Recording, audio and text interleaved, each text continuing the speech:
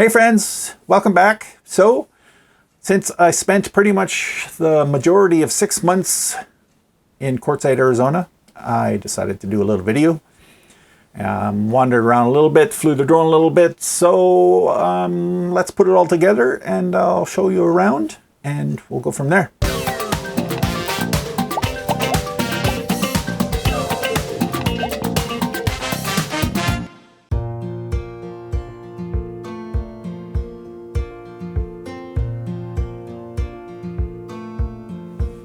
So, Quartzsite, or Q as it's affectionately known by the locals, is located in La Paz County in the heart of the Sonoran Desert.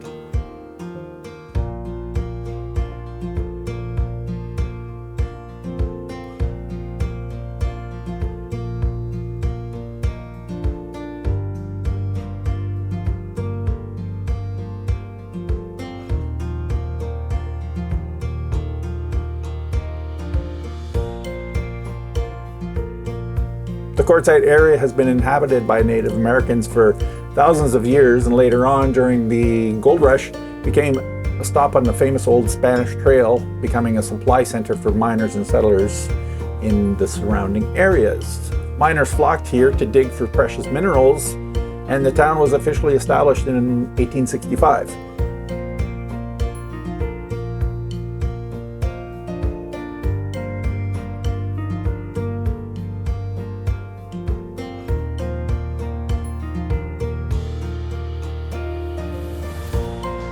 The town has a rich history and is home to a few museums, including the Quartzsite Historical Society Museum, which showcases the town's rich heritage, part of which would be the arrival of High Jolly. Now, when you visit Quartzsite, you'll see references to High Jolly all around, as well as signs for the monument that is dedicated to him. High Jolly, also known as Haji Ali, was a historical figure in Quartzsite and the surrounding areas in the mid to late 1800s. He was born in the Ottoman Empire, which is modern-day Syria, in 1828 and was brought to the States in 1856 as a part of an experiment to introduce camels as pack animals for the U.S. Army. High Jolly was hired by the U.S. Army as a camel driver and was responsible for caring for and training the camels. He quickly became a skilled camel handler and was well respected by his fellow drivers and the soldiers he worked with. However, the experiment ultimately proved unsuccessful. After the camel experiment ended, he settled in Quartzsite and basically became a prospector and a freight hauler. He also married and had 2 sons, whom later moved away and lived their own lives. High Jolly continued to work with camels and became something of a local legend for his expertise with the animals. He died in Quartzsite in 1902 and was buried in a cemetery near the town. In 1935, a monument was erected at his gravesite to commemorate his life and his contributions to the history of the area. Today, visitors to Quartzsite can visit the High Jolly Monument and learn about the history of the camel experiment and his role in it.